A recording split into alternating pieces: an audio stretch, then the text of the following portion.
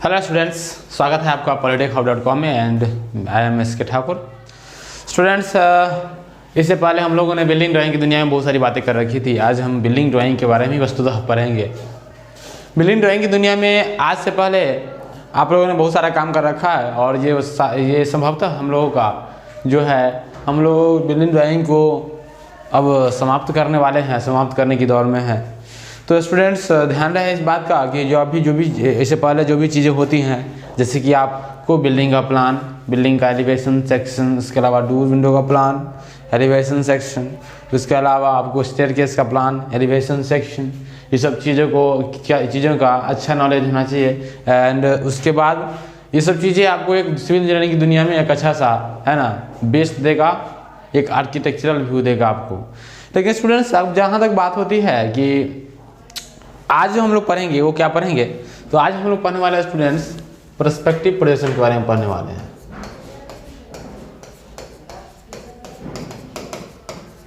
Perspective projection के बारे में हम लोग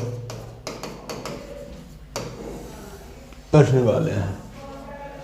देखिए प्रिय छात्रों, पर्सपेक्टिव प्रोजेक्शन जो होता है वो बिल्डिंग ड्राइंग का जैसे बहुत सारे सेक्शंस हैं, जैसे कि आइसोमेट्रिक प्रोजेक्शन है, ऑर्थोग्राफिक प्रोजेक्शन है, उसी में आ जाता है एक पर्सपेक्टिव प्रोजेक्शन में। नहीं तो पर्सपेक्टिव प्रोजेक्शन की दुनिया कैसी होगी उसके बारे में हम लोग आज है ना एक डिटेल चर्चा करेंगे। और इसीलिए आप लोग है ना ध्यान से बैठिए, कोई दिक्कत नहीं है। चलिए बढ़ते हैं।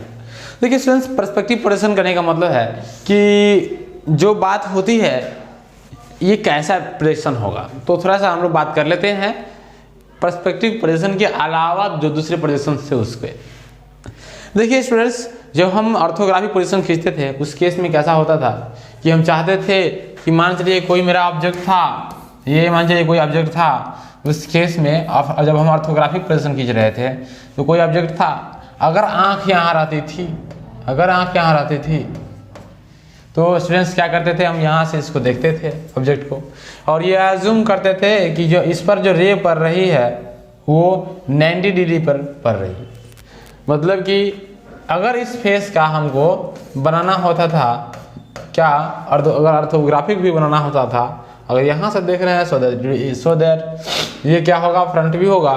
और उस केस में जो स्टूडेंट्स हमारी बातें होती थी उसको हम लोग किस प्रकार से डिनोट करते थे, नहीं। और ये जो था आपका स्टूडेंट्स फ्रंट व्यू था। मतलब कि अगर ये डायमेंशन अगर 20 का था तो इसको भी आप 20 का ले लेते थे। In case this is cube by cube, so that all the dimension will be same, right. So it will be also 20, this will be also 20 and it will be also 20 because this is 20 and this is also 20। So that students, हम लोग जब यहाँ से आँख से देख रहे थे तो पता चला कि एग्जैक्ट फिगर ये बन रहा है। जरा गौर कीजिए स्टूडेंट्स, यहाँ पर बात क्या हो रही थी, रे जो हो रही थी इस कॉर्नर एज के 90 डिग्री से टकरा रही थी। मतलब कि एक रे ऐसे हम लोग टकराए होंगे, एक रे ऐसे टकराए होंगे जो कि कॉर्नर एज पर लगा होगा। यानी कि कहने का मतलब ये हुआ ऑर्थोग्राफिक पोजीशन में हम लोग एग्जैक्ट साइज का इमेज बनाते थे, नहीं। लेकिन उसमें क्या होता था, एग्जैक्ट साइज का इमेज बनाने का मतलब है, सपोज कर लीजिए कि आपका जो प्लेन जिस पर ये पिक्चर बनना है वो क्या होता था स्टूडेंट्स, यहाँ है। इस मतलब कि इसका जो है छाया किसी इस प्लेन पर बनने वाला है। तो स्टूडेंट्स ये फिगर हम लोग इस प्लेन पर बनाते थे यहाँ से देखने के बाद। देखिए स्टूडेंट्स, ऐसा होता है कि जब आप पर्सपेक्टिव प्रोजेक्शन की बात करते हो उस केस में क्या होता है, सपोज कर लीजिए ये आप क्या है, ये ऑब्जर्वर हैं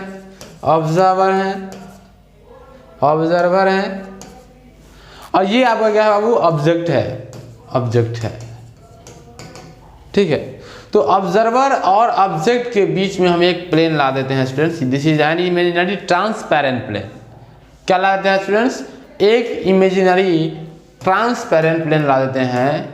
क्या है ये स्टूडेंट्स, इमेजिनरी ट्रांसपेरेंट प्लेन है, इमेजिनरी ट्रांसपेरेंट प्लेन है। तो स्टूडेंट्स इमेजिनरी ट्रांसपेरेंट प्लेन जो है, अब ये क्या होगा स्टूडेंट्स, मतलब कि ये ऐसा प्लेन है जिसके इस पार से उस पार लाइट रेज जा सकती है, बीम जा सकती है, लाइट बीम, नहीं। तो स्टूडेंट्स ये अगर आँख है, इस आँख से हम इस चीज़ को अगर देखें तो हमारे इस चीज़ के द्वारा जो रे रिफ्लेक्ट होकर आएगा वो कुछ हमारे आँख तक इस प्रकार से पहुँचेगा। पहुँचेगा कि नहीं स्टूडेंट्स? पहुँचेगा। तो स्टूडेंट्स ये जो रे होगा जो कि हमारे आँख तक पहुँच रहा है वो रे डिफाइन करेगा कि इस पर पिक्चर क्या बनने वाली है। ठीक है स्टूडेंट्स, बात करते हैं थोड़ा सा आखिरकार यहाँ पर मैकेनिज्म क्या होता है। आप ये जान लीजिए थोड़ा समय के लिए कि पर्सपेक्टिव ड्राइविंग की जो दुनिया है या फिर पर्सपेक्टिव प्रोजेक्शन की दुनिया है इस प्रिंसिपल पर आधारित है कि उसमें ऑब्जेक्ट और ऑब्जर्वर के बीच में हमारा प्लेन ऑफ प्रोजेक्शन होता है। प्लेन ऑफ प्रोजेक्शन कहने का मतलब है वो प्लेन जिस पर पिक्चर बनना है। इस विशेष पर्सपेक्टिव प्रोजेक्शन की दुनिया में प्लेन ऑफ प्रोजेक्शन को ही हम पिक्चर प्लेन बोलते हैं। ठीक है स्टूडेंट्स, तो बहुत सारी टर्मिनोलॉजीज आएंगी, हम उसको डील करेंगे। फिलहाल मेरी जो बात है वो बात इस बात को लेकर के है कि जो मेरा ये मेरा जो प्लेन है उस प्लेन पर कैसे पिक्चर बन सकता है। राइट, अब देखिए स्टूडेंट्स ये आपका आँख है, इस आँख से आप इसको देख रहे हैं। तो देखिए इस मतलब कि आप ये भी जानते हैं कि कोई चीज़ को आप देख तभी पाते हैं जब उस चीज़ से रिफ्लेक्ट किया हुआ लाइट रे आँख तक पहुँचती है। ये बात आप लोग अच्छी तरीके से जानते हैं। सो अगर ये ऑब्जेक्ट है, इस ऑब्जेक्ट को देखने के लिए ये आँख तभी पॉसिबल है इस आँख के पास इसको देखना जब इस ऑब्जेक्ट के हर एक पॉइंट से लाइट इस आँख तक पहुँच जाए, रिफ्लेक्टेड लाइट। नहीं, यहाँ पर मान लीजिए सन होगा, एक समय के लिए मान लीजिए ये सन है, इस सन से लाइट इस पर पड़ती है और ये लाइट कहाँ पड़ती है, रिफ्लेक्ट होकर हमारे आँखों तक पहुँचती है, जिसके कारण हम चीज़ को देख पाते हैं। देखिए स्टूडेंट्स, तो ये लाइट का जो रिफ्लेक्शन हो रहा है उस रिफ्लेक्शन के रास्ते में हम एक इमेजिनरी प्लेन डाल देते हैं। क्या डालते हैं बाबू? An imaginary plane. अब जो स्टूडेंट्स एक इमेजिनरी प्लेन आप इसमें डाल दीजिएगा ये प्लेन, तो बताइए इसमें से जितने भी लाइट्स आती होंगी, जितने भी लाइट्स रे आती है राइट यहाँ तक आँख तक, वो कहीं ना कहीं इस प्लेन को जरूर छेद करेगी। करेगी नहीं करेगी? करेगी, बिल्कुल करेगी। नहीं, कहने का मतलब है जो आप ये इमेजिनरी प्लेन देख रहे हैं उस इमेजिनरी प्लेन में ऐसा होगा कि जो लाइट रे आ रही है उस इमेजिनरी प्लेन को जरूर छेद करने का प्रयास करेगा वो लाइट रे। ठीक है स्टूडेंट्स, अब मेरी बात को ध्यान से सुनो। अब देखो मैं क्या कर रहा हूँ यहाँ पर, सपोज कर लो कि मैं एक ये प्लेन बना दिया। सपोज कर लो कि ये मेरा एक प्लेन है। ठीक है, अब देखो स्टूडेंट्स कि लाइट रे जो है ऐसे ऐसे पहुंच रही है। लाइट रे जो है स्टूडेंट्स ऐसे, ये कॉर्नर से लाइट रे ऐसे पहुंच रही है ऑब्जर्वर तक, इस कॉर्नर से लाइट रे ऐसे पहुंच रही है ऑब्जर्वर तक, इस कॉर्नर से लाइट रे ऐसे पहुंच रही है ऑब्जर्वर तक, इस कॉर्नर से लाइट ऐसे पहुंच रही है ऑब्जर्वर तक। कहने का मतलब ये 4 कॉर्नर्स के लिए 4 लाइट रे, स्पेसिफिक लाइट रे ये ऐसे पहुंच रही है। इससे भी इस विशेष कॉर्नर से ही पहुंचेगी तो लो पहुंचाओ। कहने का मतलब ये सारा एज लाइट इसको देगा कि नहीं देगा? तो इस प्रकार से स्टूडेंट जितने भी एज लाइट दे रहे हैं उसके अनुसार से अगर हम लोग 4 एक्सट्रीम पॉइंट डिफाइन कर ले तो ये पता चल जाएगा कि यहाँ पर क्या स्थिति चल रही थी। चलिए स्टूडेंट्स एक बात और करते हैं। बात ये है कि ये आपका आँख था ना। अब देखिए स्टूडेंट, सपोज कर लीजिए कोई बंदा है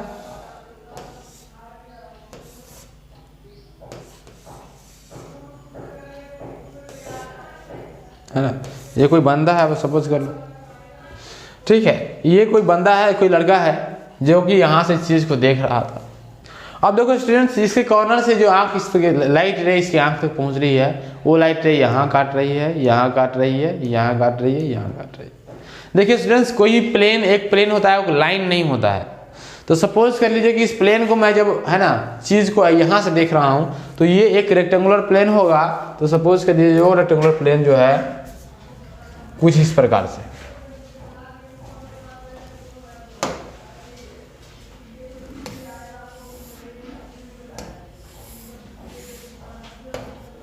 ये रेक्टेंगुलर प्लेन जो है स्टूडेंट्स कुछ इस प्रकार से है।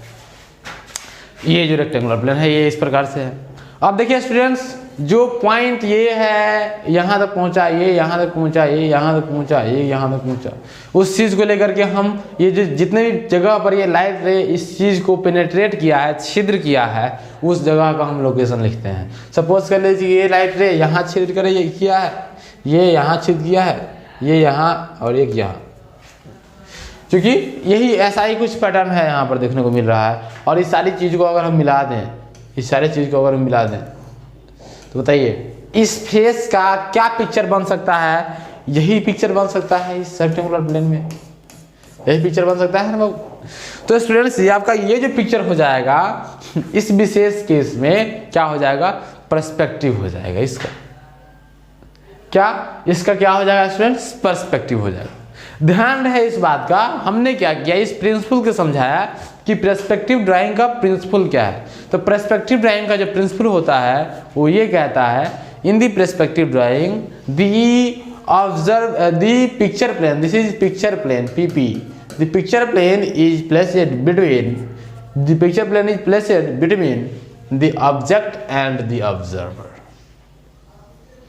and the image formed by tracing the points which the light beam pierces when observer looks at the object। जब ऑब्जर्वर ऑब्जेक्ट को देखता है तो उस केस में जो लाइट बीम इस पिक्चर प्लेन को जो पियर्स करेगा, पियर्स करने का मतलब होता है छिद्र करना, पियर्स करेगा, वो जो चीज़ होगा स्टूडेंट्स उस पॉइंट्स को अगर ट्रेस कर दीजिएगा, ट्रेस करने का मतलब खींच दीजिएगा, तो क्या हो जाएगा स्टूडेंट्स? उसका एक पिक्चर बन जाएगा and that will be the perspective of the picture object, right students. तो अब स्टूडेंट्स आप ये बताइए कि सपोज कर लीजिए यहाँ पर आपका क्यूबाइडल चीज़ था, अगर मान चलिए मैं यहाँ पर क्यूबाइडल चीज़ को छोड़ के कोई और चीज़ ले लूँ, तो सपोज कर लीजिए कि मैं यहाँ पर एक लाइन ही ले लेता हूँ। इस केस में क्या होगा देखो तो,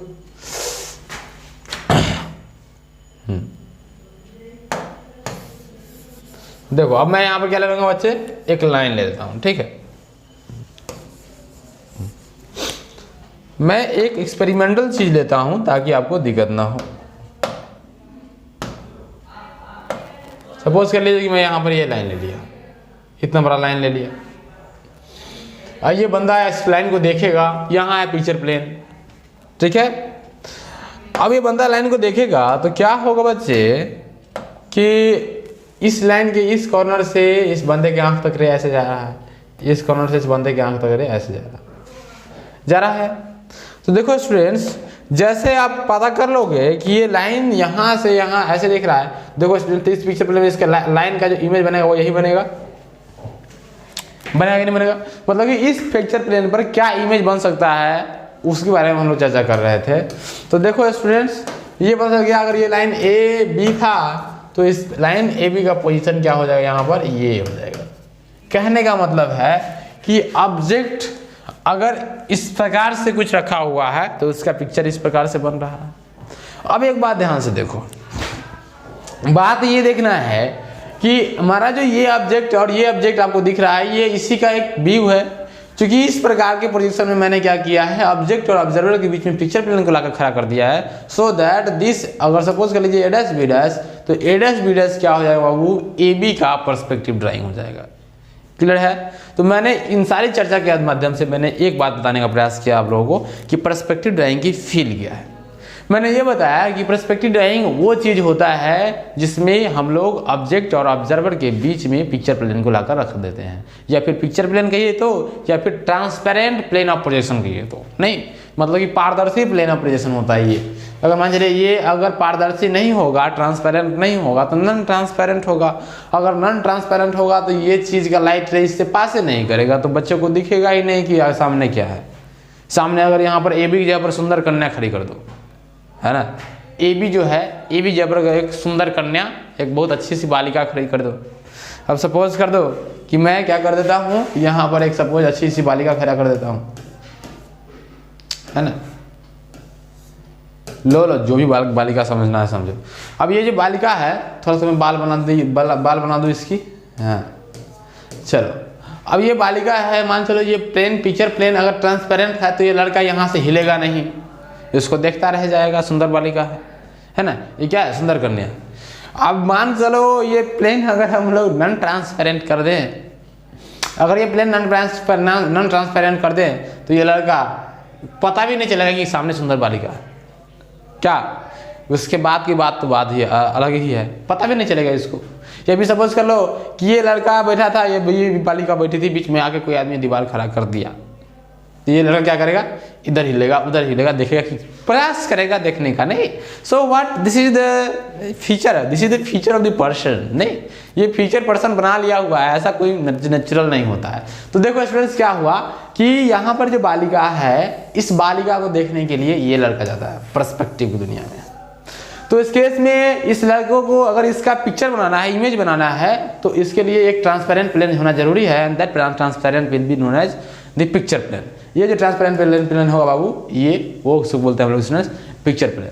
तो मतलब ये है कि बात क्या हुई, बात ये हुई कि ये बालक इस बालिका को देखना चाहता है, सो दैट इस बालक को समझना चाहिए कि अगर बीच में दीवार खड़ी हो जाए, अगर नॉन ट्रांसपेरेंट प्लेन आ जाए तो ये इसको देखना संभव नहीं है।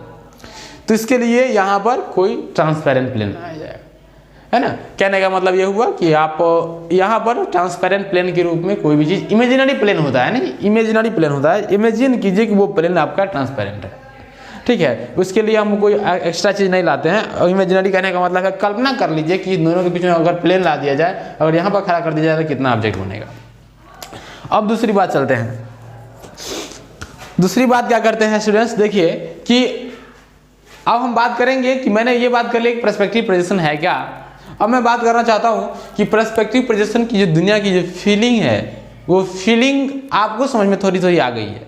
अब मैं इस फीलिंग को थोड़ा सा लेवल में है ना, थोड़ा सा और आग लगाता हूँ मैं आपको। देखो कैसे करता हूँ, देखो ध्यान से देखो। मैं क्या करता हूँ स्टूडेंट्स, जैसे कि फिर से एक सुंदर कन्या ले लेता हूँ, कोई दिक्कत नहीं है, ठीक है। सुंदर कन्या ले लिया मैं, इसको बनाओ बढ़िया से, है ना, है ना। इसको बेल्ट पहना हो तो बेल्ट पहना हो, इसको बेल्ट पहना दिए, ठीक है।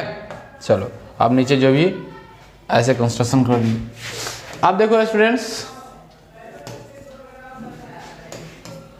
चलो ये जो है स्टूडेंट्स कोई बालिका है, ध्यान से देखो, ध्यान से, हाँ रियल लाइफ में मत देखना, इधर ही देखना, ठीक है। चलो नहीं तो पता नहीं कितने जूते पड़ेंगे तुम लोगों को, बच्चे हो अभी, कहीं गड़बड़ कर दिया, सारी रिस्पॉन्सिबिलिटी मेरे ऊपर है। मान लो ये है एक पिक्चर प्लेन, सपोज कर लो पिक्चर प्लेन की स्थिति फिक्स करने से पहले मैं क्या कर रहा हूँ, एक आंख बना देता हूँ, एक बालक बनाता हूँ। पहले क्या बनाता हूँ, बालक, ये लो लाल बउआ बनाता हूँ, लाल, ये मान लेते हैं ये है ना, ये बालक है, ठीक है। ये बालक नहीं, ऐसे नहीं बनाऊंगा मैं,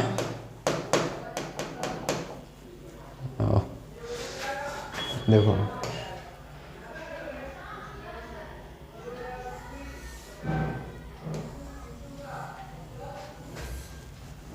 ठीक है। सपोज करो इस बालक का आँख यहाँ पे है। अब ध्यान से देखो, है अब जो भी हो, ये अपना कपड़ा वपड़ा पहना हुआ होगा, ठीक है। चलो अब ध्यान दो, इसकी थोड़ा सा बाल भी बना दो, आज तक, ठीक है। चलो देखो बच्चे, हमको समझना है पर्सपेक्टिव ड्राइंग, ठीक है। तो अब हम क्या करते हैं कि मान चलिए ये तो हमको आपका हो जाएगा, मान लीजिए इसको मैं ऑब्जेक्ट मान लूँ, इसको मैं मान लूँ ऑब्जर्वर, और मैं क्या करता हूँ स्टूडेंट्स कि इन दोनों के बीच में मैं एक पिक्चर प्लेन लाना चाहता हूँ। सपोज कर लीजिए कि पहली ऐसी कंडीशन हुई जिसमें मैं पिक्चर प्लेन को यहाँ पर लाया, दिस इज कंडीशन 1, ठीक है स्टूडेंट्स। दूसरी कंडीशन हो गई, मैं जब पहली कंडीशन ये है, दूसरी कंडीशन में मैं प्लेन को यहाँ ला रहा हूँ, तीसरी कंडीशन में मैं प्लेन को यहाँ ला रहा हूँ, पिक्चर प्लेन को, ठीक है स्टूडेंट्स।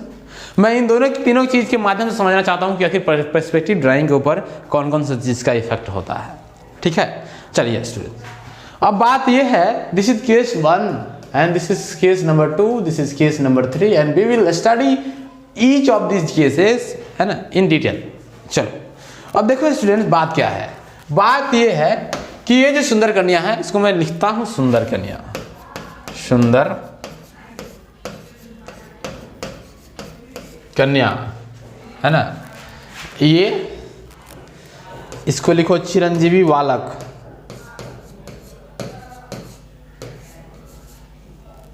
है ना, बालक।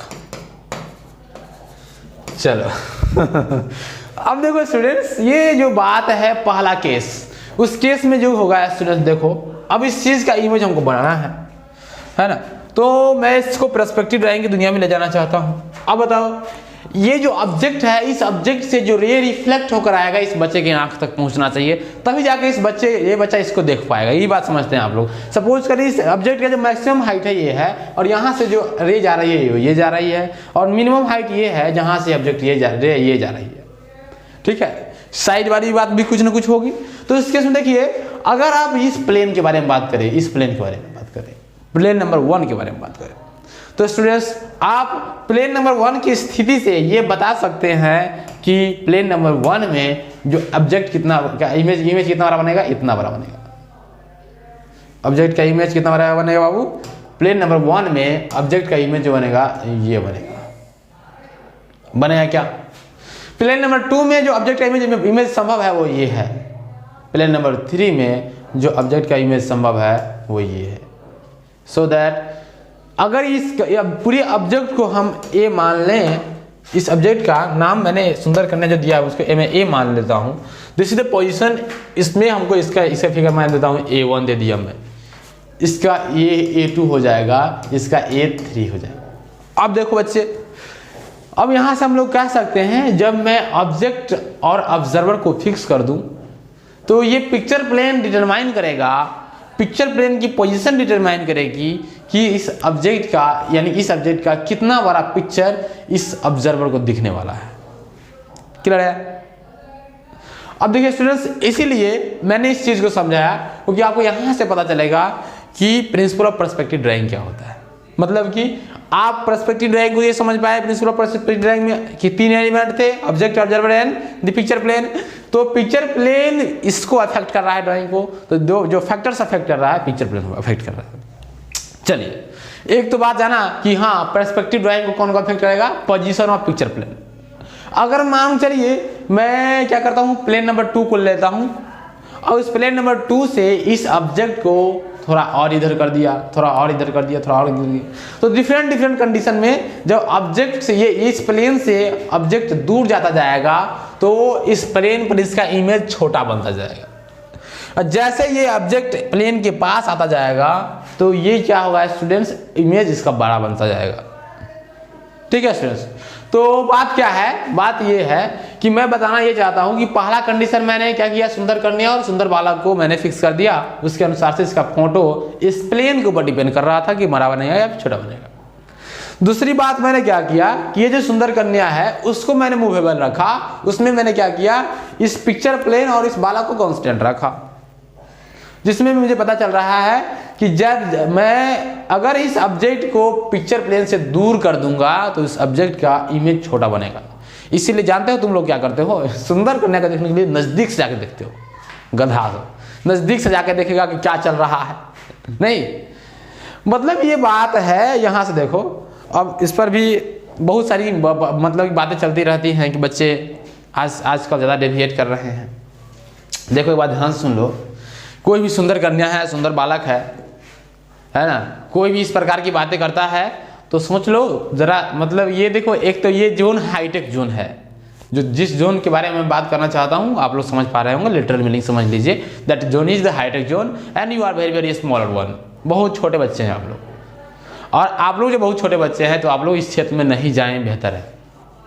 जानते हैं आपका जो माइंड है ना बच्चे, माइंड, वो माइंड बहुत खत्म होता है। आप ये सोच लो कि आपके रियल लाइफ में जो आपका माइंड है उस पर आप इतना सारा ड्राइंग पढ़ने के लिए देते हो, मैथ्स पढ़ने के लिए देते हो, ये माइंड क्या उसको लेने चाहता रहता है, नहीं लेना चाहता रहता है। देखिए आप जानते हैं कि हमेशा आप सोए रहें एक्चुअली आप नहीं जानते चाहते हैं सोए रहे, आपका ब्रेन चाहता है कि हम सोए रहे। क्योंकि हर एक चीज की इस दुनिया में हर एक चीज की एक ऐसी प्रवृत्ति होती है, ऐसी टेंडेंसी होती है कि वो चाहता है कि हम कम से कम काम करें। अब बताओ, मैथ से सवाल बनाने जाओगे तो उसमें समय लगेगा, माइंड लगेगा, दिमाग लगेगा। और दिमाग, अब अगर दिमाग के ऊपर छोड़ दोगे तो दिमाग क्यों काम करना चाहेगा कि हम नहीं काम करें। सोचेगा कि छोड़ देते हैं, आज बनाएंगे तो फिर छोड़ देते हैं, कल बनाएंगे तो फिर क्या होगा, ऐसा होगा कि कल भी नहीं बन पाएगा, फिर परसों बनाएंगे, इस प्रकार से होगा। लेकिन देखो दिमाग का इंटरेस्ट देखो, हमेशा तो ये मुझको मनोरंजन चाहिए, दिमाग को क्या चाहिए, इंटरेस्ट चाहिए, इसको रोमांस चाहिए। अब बताओ, जैसे सुंदर कन्या होती है, बालक पहुंच जाता है, ऐसे पीछे पहुंच जाता है बालक। क्यों? क्योंकि इसमें माइंड को इंटरेस्ट मिलता है। There is no any conception which is required for being this types of girls. या फिर मैं गर्ल्स को ही क्यों कहूँ, गर्ल्स में भी गर्ल्स लड़कियों को भी लड़कों को भी देखते हैं कि नहीं देखते हैं, वट एवर। क्योंकि कम्युनिटी जो होती है, through every action there is equal and opposite reaction. Okay, so हर एक जगह पर ये सब चीजें होती है। अगर आप किसी को देख रहे हैं तो वो भी आपको देखेगा, नहीं मतलब कि एक तरफा कुछ नहीं होता है। सपोज कर लीजिए कि आप इस चीज को, अब इतना हाईटेक जोन में आप जा रहे हैं, देख लीजिए आप अभी बच्चे हैं, और बच्चे हैं उस केस में इस हाईटेक जोन में जाइएगा तो प्रॉब्लम में आ जाइएगा। ठीक है स्टूडेंट्स, तो हमेशा चाहो कि अपना माइंड पढ़ाई पर रखो।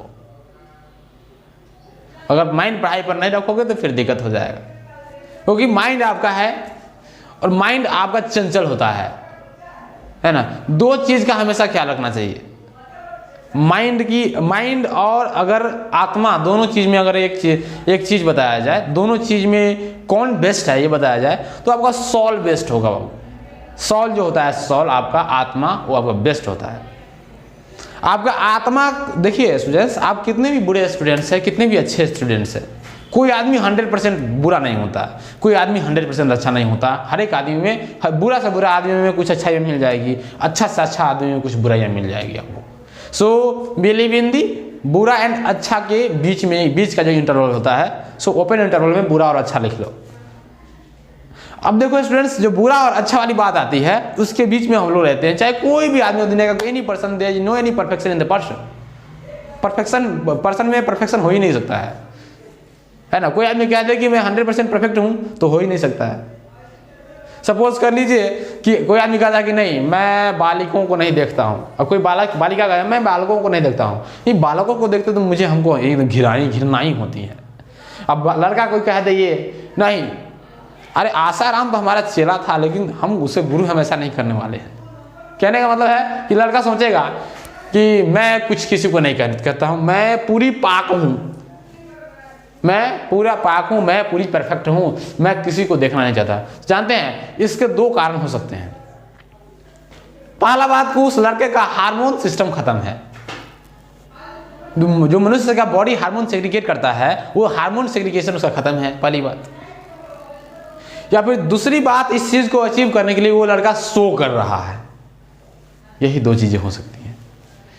और सपोज कर लीजिए कि कोई भी आदमी है, या फिर कोई, मान चलिए कोई इसी बालक को ले लीजिए, चिरंजीवी बालक को। मैं इस बालक को, अगर मैं ये बालक करके ये कहता है कि मैं पूरी सिस्टम में पाक हूं, मैं ब्रह्मचारी हूं, तो ये सिर्फ दिखावा होगा इसका, है ना। There is everybody have attraction, हर एक लोगों के पास अट्रैक्शन होती है, नहीं। तो स्टूडेंट्स, इस क्षेत्र में आप डेविएशन से अलग कैसे हो, ये बहुत बड़ा मैटर कर जाता है। और इसको मैटर करने के लिए देखिए students, these are nothing but they are the common things. अब जाइए, लोग है ना प्यार को इतना लोग बुरा कहते हैं ना। मैं एक शायरी सुन रहा था कि कुछ इस प्रकार से था कि प्यार को उसमें अच्छा बताया गया था। मैं भी एक्सेप्ट करता हूँ इस चीज़ को उसमें, लेकिन बात ये है हर एक चीज़ की एक टाइमिंग होती है। Everything has their unique time, हर एक चीज़ के पास एक यूनिक टाइम होती है। और प्यार बुरा होता है, इस अगर आप जानते हैं कि किस सेंस में प्यार बुरा होता है, देखिए मम्मी पापा बेटी, इन तीनों के बीच में बहुत अच्छा प्यार होता है। और सबसे यूनिक प्यार के बारे में बात किया जाए, यूनिक लव के बारे में बात किया जाए, तो वो बेटी और बाप में होता है। ऐसा क्यों होता है जानते हो? क्योंकि बेटी और बाप के जो प्यार होते हैं उन दोनों प्यार के बीच में कोई भी फिजिकल अट्रैक्शन होने का चांस नहीं होता है। और आप लोग जो प्यार करते हो, ये बालक जो सुंदर कन्या से मान लो प्यार कर भी लिया देखने के चक्कर में, जानते हो इस बालक का 99% चांस है कि ये इसके बॉडी से क्या रखेगा, एक प्रकार का परसेप्शन रखेगा। ये लड़का क्या करेगा, इस लड़की के बॉडी से परसेप्शन रखेगा, फिजिकल अट्रैक्शन से परसेप्शन रखेगा। शुरुआती में तो कॉल करेगा, कैसे हो, कहाँ हो, क्यों हो, तुमने ये पढ़ाई की, तुमने वो पढ़ाई की, पता नहीं कितने सारे वादे कर देते हैं लोग। और कुछ दिन के बाद ऐसा होता है जैसे कि मान चलिए ये लड़की समझे कि इसको मान चलिए इसका नाम है ना राम बालक रख दे, राम बालक तो मुझे बहुत प्यार करता है, बहुत सोचता है मेरे बारे में, मेरे बिना तो वो खाना भी नहीं खाता है। और ये लड़का किस फिराक में है, ये लड़का फिराक में है आई विल जस्ट, मैं इस लड़की के साथ, मैं ये जो लड़की है, मैं इस लड़की से प्यार करता हूं और मैं इसी से शादी करना चाहता हूं। अब शादी के अलावा कुछ सोचेगा ही नहीं, ये इसकी प्रॉब्लम है। जानते हो अगर शादी के अलावा इसने कुछ इस पर सोच लिया तो जानते हो ये दोनों मिलकर दुनिया का इतिहास रच देगा। आप शादी देखिए, आप लव कीजिए, लव में अगर मान लीजिए फिजिकल अट्रैक्शन के आप एक्सपेक्ट नहीं करते हैं तो आपका लव जो होगा एक मिसाल बन के आएगा। सपोज कर लीजिए कि लड़का इसने इस लड़की से लव कर लिया, इससे फिजिकल अट्रैक्शन नहीं रखता है, फिजिकल परसेप्शन नहीं रखता है, इसके बॉडी से क्या है फर्क नहीं पड़ता है इसको, तो ये दोनों क्या बातें करेगा, सिर्फ और सिर्फ पढ़ाई के बारे में बात करेगा। आप लोग बहुत पहले सुने होंगे कि हर एक मर्द के, हर एक पुरुष के पीछे के कामयाबी के पीछे एक स्त्री का हाथ होता है। आप थोड़ी दिन पहले अभी चर्चा में है ना, कनिष्क कटारिया का नाम सुने होंगे। कनिष्क कटारिया जो थे वो ऐसे व्यक्ति थे जिनका यूपीएससी निकालने का श्रेय उनके गर्लफ्रेंड को जाता है। क्यों ऐसा जाता है? वहां भी तो प्यार किए थे उन्होंने, क्या गलती थी उस प्यार में, क्या सही थी, इस चीज को समझिए। उनके प्यार में फिजिकल अट्रैक्शन वाली बात नहीं थी बाबू। वो प्यार देखिए, आप मतलब कि इससे बॉडी से एस्पेक्ट नहीं कीजिए, इससे फिजिकल अट्रैक्शन नहीं रखिए, आपको आपका सोच खुद इस स्थिति पर ले जाएगा आपको। सपोज कर लीजिए ना, कनिष्क कटारिया जिस लड़की के माध्यम से आज यूपीएससी टॉप कर गया, उस लड़की से और कनिष्क कटारिया के बीच में ऐसा संबंध होगा कि नहीं, उसका इजीली शादी हो सकता है। So students, our primary function is only thinking. हम लोग सिर्फ और सिर्फ सोचने का प्राइमरी फंक्शन करेंगे, बाकी बात क्या होगा लाइफ में, अगर आप लाइफ में कुछ अच्छा करते हैं तो आपको जरूर अच्छा मिलेगा। फिलहाल अच्छे जगह पर हो, ये बात सब अपने आप में मान लो कि तुम अच्छे जगह पे हो, डिप्लोमा में हो तो भी बहुत अच्छे जगह पे हो, ये बात को जान लो। तो बताओ, जब डिप्लोमा में हो, अच्छे जगह पर हो, अच्छा से काम कर लोगे तो तुम्हारी लाइफ की अच्छी अच्छी बालिकाएं तुम्हारे पास आएंगी। बात समझ में आ रहा है? So only the main function should be your study. अब है ना, बाबू है, सोना है, ये है, वो है, खाना खाया कि नहीं खाया, ससुरी सब काम करवा देता है पूरा, नहीं। तो इस प्रकार से ये बातें नहीं होनी चाहिए। हम चाहते हैं, देखिए स्टूडेंट्स, ये इस दुनिया की अगर ग्लोबलाइजेशन होता है तो ग्लोबलाइजेशन बहुत अच्छी चीज है। सो स्टूडेंट्स, ग्लोबलाइजेशन को देखते हुए काम करना चाहिए। अब ग्लोबलाइजेशन मान लीजिए आप किसी से संबंध बना रहे हैं, इसमें कोई बुराई नहीं है, क्या दिक्कत है? आप किसी के साथ रहना चाह रहे हैं तो क्या दिक्कत है? कोई दिक्कत नहीं है, लेकिन हर एक चीज की एक टाइमिंग होती है। प्यार को लोग इतना बुरा मानते हैं, ये बात सही है, अगर टाइमिंग से पहले हुआ तो बुरा मानते हैं, अदरवाइज देखिए हम आप सभी तो इसी के प्रोडक्ट हैं। कहां जाओगे? क्या भगवान से टपक के थोड़ी ना आए हो, सभी लोग तो इसी के प्रोडक्ट है। हम आप दुनिया इतना आगे जा रही है, this are the only the function of reproduction, reproductive idea of the people reproduction की प्रवृत्ति होती है। So students, it's not too discussable. ध्यान रहे, सिर्फ इतना ही ध्यान रहना चाहिए स्टूडेंट्स कि आपका मेन फंक्शन क्या है। सो आप लोग पढ़ाई कीजिए, पढ़ाई के अलावा कुछ करते हैं तो आपकी स्थिति कुछ ठीक ठाक नहीं है, आप असमंजस की स्थिति में आ जाएंगे। चलिए छोड़िए उस बात को, वो बातें जो है स्टूडेंट्स कुछ इस प्रकार की है नहीं। चलिए तो मैं पूरी एक चीज़ में और एक कहना चाहूँगा अपने स्टूडेंट्स के लिए। देखो स्टूडेंट्स, अगर तुम बालक हो तो तुम्हारा मेन फंक्शन होता है कि तुम अपने माता पिता के परसेप्शन पे आओ।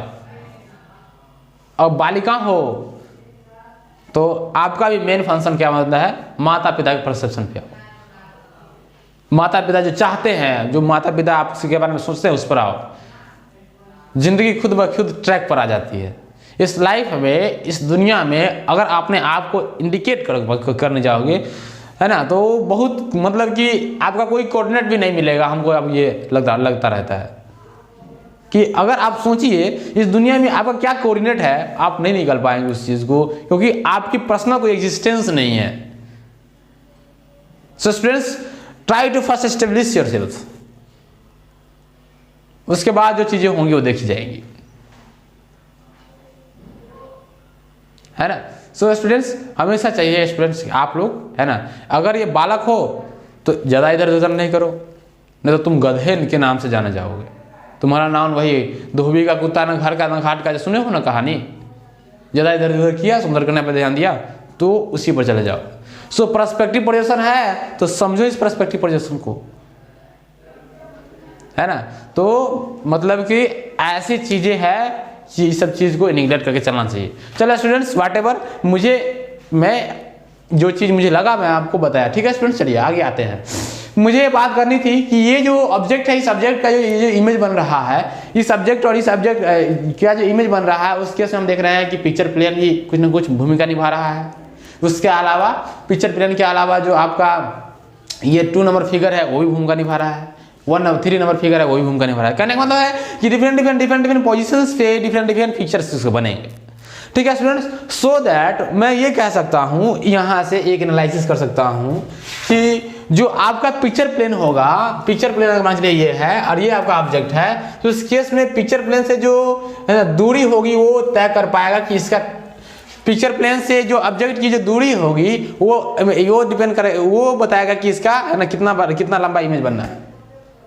चलिए स्टूडेंट्स, एक ऐसा केस है जिसमें पोजीशन नंबर 1 में ये था कि इसमें इतना बड़ा इमेज बन रहा था। सपोज के लिए पोजीशन नंबर 2 ला दिए यही ऑब्जेक्ट को, तो ये यहाँ आ जाएगा। तो उस केस में इतना आप देखिए लाइट रे कैसे जाएगी, ऐसे जाएगी, तो इतना बड़ा इमेज बन जाएगा। अब तीसरी केस में मान लेते हैं स्टूडेंट्स क्या कि ये जो ऑब्जेक्ट है, ये ऑब्जेक्ट ये यहाँ पे है, ये आपका पिक्चर प्लेन था बाबू, था ना। तो इस केस में अब इस ऑब्जेक्ट को देखिएगा तो क्या होगा स्टूडेंट्स, ये लाइट रे यहाँ जाएगी, यहाँ काट रही है इस पिक्चर प्लेन को, ये लाइट रे यहाँ काट रही है, तो इस केस में ये बड़ा इमेज बन जाएगा। तो कहने का मतलब है कि अगर हम लोग पिक्चर प्लेन के पास जब चीज को लेकर आते हैं तो उसका इमेज धीरे धीरे बढ़ता जाता है। अगर पिक्चर प्लेन और आई के बीच में आ जाएगा तो पिक्चर प्लेन और आई के बीच में आ जाएगा तो ऑब्जेक्ट के साइज से बड़ा इसका इमेज बनेगा नहीं पिक्चर प्लेन पे। तो ये बात डिस्कसेबल थी नहीं। तो स्टूडेंट्स मैंने इस चीज को आपको बताया। अब बाद में बताऊंगा स्टूडेंट्स एंगल ऑफ विजन के बारे में। क्या मैं बताऊंगा स्टूडेंट्स, मेरा नेक्स्ट टॉपिक होगा angle of vision. Angle of vision, angle of vision के बारे में बताऊंगा। देखिए स्टूडेंट्स, मान चलिए कि ये कोई ऑब्जेक्ट है, ये कोई ऑब्जेक्ट है, ठीक है स्टूडेंट्स, ये कोई ऑब्जेक्ट है और ये आप यहां बैठे, यहां पर आप मान लिए हैं। देखिए स्टूडेंट्स, इस ऑब्जेक्ट को, ये जो ऑब्जेक्ट है, इस ऑब्जेक्ट का जो मान चलिए ये कोई ना कोई ग्राउंड पर रखा होगा, इसे रखा होगा।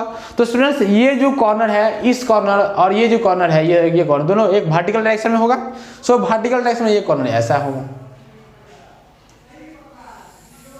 वर्टिकल डायरेक्शन में ये कॉर्नर ऐसा होगा, ठीक है स्टूडेंट्स। तो बताओ वर्टिकल डायरेक्शन में ये ऑब्जेक्ट है, तो देखो ये इस केस में दो एक्सट्रीम एंड जो थे, ये एंड है, तो दोनों एंड के बीच में एक एंगल बन रहा है।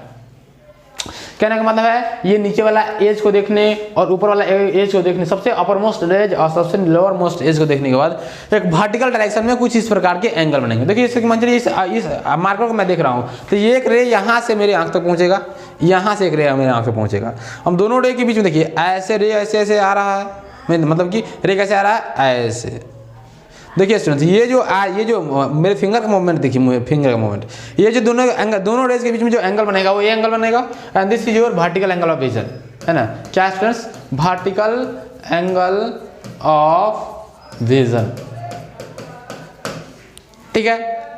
इसी प्रकार से स्टूडेंट्स ये जो चीज होता है, मान लीजिए ये एक कॉर्नर है और दूसरा कॉर्नर तो ये था। इस केस में अगर आंख को देखना है तो इस केस में क्या होगा स्टूडेंट्स, ये मान चलिए इस केस में क्या होगा, सपोज करिए ये और ये मैं लेता हूँ, ठीक है। ये एज को देखने के लिए ये रे जा रहा है और ये एज को देखने के लिए ये ले जा रहा है। दोनों तो स्टूडेंट्स ये लाइन जो है एक हॉरिजॉन्टल लाइन है, आप जानते हैं।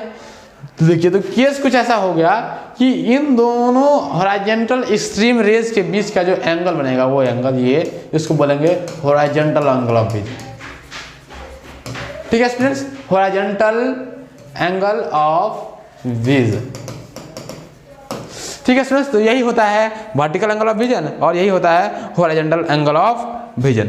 तो स्टूडेंट्स एक जनरल वैल्यू के लिए हम लोग हॉरिजॉन्टल एंगल ऑफ विजन की वैल्यू 60 डिग्री ले लेते हैं और वर्टिकल एंगल ऑफ विजन की वैल्यू है ना 45 डिग्री ले लेते हैं, ठीक है students. Vertical angle of vision की वैल्यू कितनी ले लेते हैं स्टूडेंट्स, 45 डिग्री ले लेते हैं और हॉरिजॉन्टल एंगल ऑफ विजन की वैल्यू 60 डिग्री ले लेते हैं। स्टूडेंट्स ये सब एंगल क्यों लेते हैं, तो इससे क्या होगा, आपका जो इमेज बनना होगा वो बढ़िया बनेगा। जनरल कंडीशन कहने का मतलब होता है एक आइडियल कंडीशन, नहीं, और आइडियल कंडीशन के लिए इसमें हम लोग ऑब्जेक्ट और ऑब्जर्वर को इस प्रकार से अरेंज करेंगे ताकि ऑब्जेक्ट से आने वाली रे जो आंख तक पहुंचती है वो उन दोनों एक्सट्रीम रेज के बीच में जो हॉरिजॉन्टल एंगल बन रहा होगा वो थीटा डिग्री मतलब कि 60 डिग्री और जो वर्टिकल एंगल ऑफ विजन हो रहा होगा वो 45 डिग्री का बन रहा होगा। क्लियर है students, so it is more and more clear about it. ठीक है स्टूडेंट्स, तो इसके बाद क्या होगा, मैंने ये भी जाना ये कि ऑब्जेक्ट, पहले मैंने जाना कि पर्सपेक्टिव पोजीशन क्या है, समाप्त कर देता हूँ मैं चीज़ को। पर्सपेक्टिव पोजीशन एक ऐसा पोजीशन है मैंने जिसमें ऑब्जेक्ट और ऑब्जर्वर के बीच में पिक्चर प्लेन बुलाते हैं। दूसरी बात मैंने ये जाना कि जो पर्सपेक्टिव पोजीशन में जो चीज़ें होती हैं, तो मैं इसका डेफिनेशन लिख दूँ क्या, डिफिनेशन लिख देता हूँ। Perspective projection,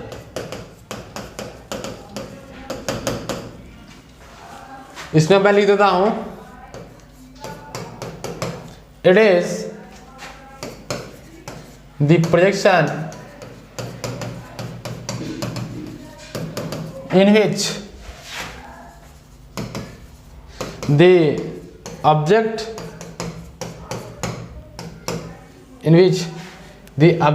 is placed, in which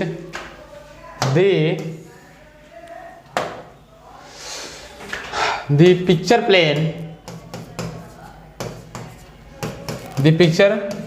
plane is placed between the object and the observer। इसके नीचे आप लोग एक फिगर बना लीजिएगा। सपोज कर लीजिए एक्स नाम का कोई ऑब्जेक्ट है, तो आपका ये हो जाएगा पिक्चर प्लेन और ये हो जाएगा आपका ऑब्जर्वर। सो आप इसको दिखा दीजिएगा, ये क्या है आपका ऑब्जेक्ट है एक्स नाम का, ये आपका दिखा दीजिएगा स्टूडेंट्स पीपी है, ये क्या है पिक्चर प्लेन, क्या है स्टूडेंट्स पिक्चर प्लेन है, और ये है आपका स्टूडेंट्स आई यानी कि ऑब्जर्वर।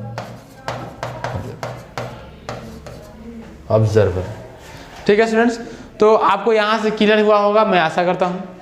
ठीक है स्टूडेंट्स, तो ये पर्सपेक्टिव पोजीशन ये हो गया।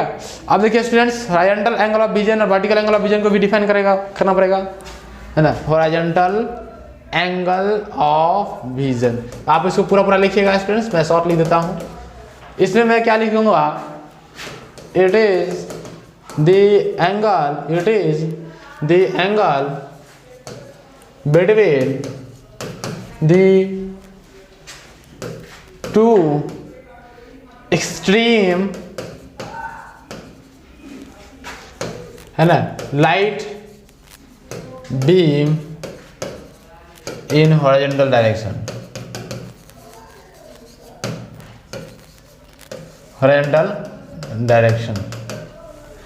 उसके बाद स्टूडेंट्स इसको दिखाने के लिए आप क्या करिएगा, मान लीजिए आप ऑब्जेक्ट बना लीजिए, ये ऑब्जेक्ट बना लीजिए स्टूडेंट्स, ये कोई क्यूब बना लीजिए और यहाँ पर पिक्चर प्लेन लगा लो। अब इस केस में ये जो मान लीजिए ये आपका ऑब्जर्वर है, तो इस केस में ये जो एंगल है, ये जो रे जाएगा और ये जो रे जाएगा कुछ इस प्रकार से, तो इन दोनों रे के बीच का जो स्टूडेंट्स यहाँ मान लीजिए आँख है तो आँख का कॉर्निया पर पड़ेगा, ये दोनों रेज का ये एंगल जो है theta, this is your horizontal angle.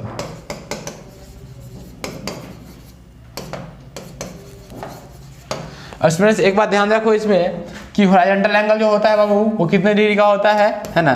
For general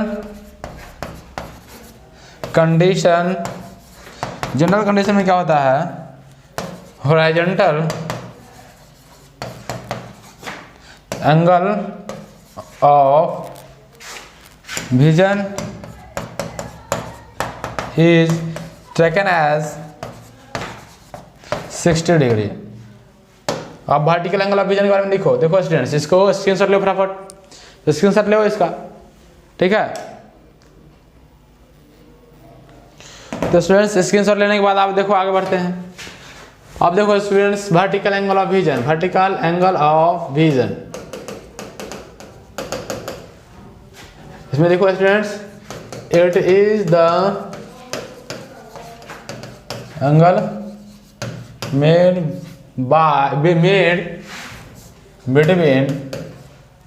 between two extreme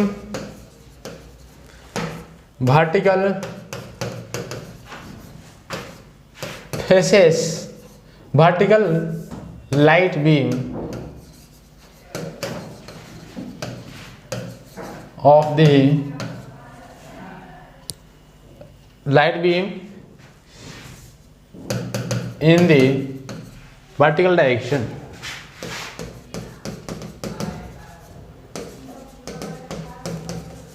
in the vertical direction, so that students ये ऑब्जेक्ट बनाओ, यहाँ से ऐसे ऑब्जेक्ट बनाओ, ये कोई ऑब्जेक्ट क्रिएट करो, है ना।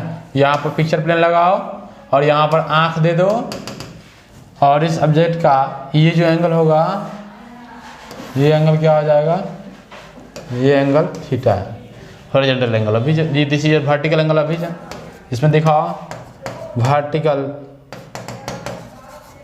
एंगल ऑफ विजन, ठीक है, वर्टिकल एंगल ऑफ विजन, ठीक है स्टूडेंट्स। अब इसमें ध्यान देने वाली बात ये है, this is your picture plane, this is your observer, this is your object, ठीक है स्टूडेंट्स, ये बात ध्यान देने वाली है। तो इस प्रकार से इस जो लेक्चर में मैंने अभी बात किया वो बात किया कि डिफरेंट एंगल ऑफ विजन्स क्या है। तो स्टूडेंट्स एक बात और ध्यान से देख लो कि एक अच्छा सा एंगल ऑफ विजन मतलब कि हॉरिजॉन्टल कंडीशन में कितना, वर्टिकल कंडीशन में कितना होता है, generally vertical angle of vision is vertical angle of vision is about कितना डिग्री बाबू, 45 डिग्री, ठीक है स्टूडेंट्स। तो ये बात जो है स्टूडेंट्स आप लोग ध्यान रखना कि ये चीज़ें जो है आपको याद होनी चाहिए और ये सब चीज़ें पर आपका ऑब्जेक्टिव पूछा जा सकता है नहीं। तो ऑब्जेक्टिव पूछा जा सकता है कि वर्टिकल एंगल ऑफ विजन क्या होता है, हॉरिजॉन्टल एंगल ऑफ विजन क्या होता है, तो एक ही लड़ाई क्या। तो स्टूडेंट्स दो, तो ये आपका जो एंगल हो जाएगा आपका ये हो जाएगा वर्टिकल एंगल। देखो ये स्टूडेंट्स ये फेस वर्टिकल फेस था ना, तो दोनों के देखने के लिए ऐसा जरूरी था। तो कहने का मतलब ये हुआ स्टूडेंट्स कि आपको इस इंट्रोडक्टरी लेक्चर में मैंने ये बताया कि वर्टिकल एंगल ऑफ विजन क्या है, हॉरिजॉन्टल एंगल ऑफ विजन क्या है। मैं अगले लेक्चर में बताऊंगा स्टूडेंट्स डिफरेंट टाइप से टर्मिनोलॉजीज जो यूज होते हैं पर्सपेक्टिव ड्राइंग में वो क्या है, ठीक है स्टूडेंट्स। तो बने रहिए मेरे साथ, धन्यवाद।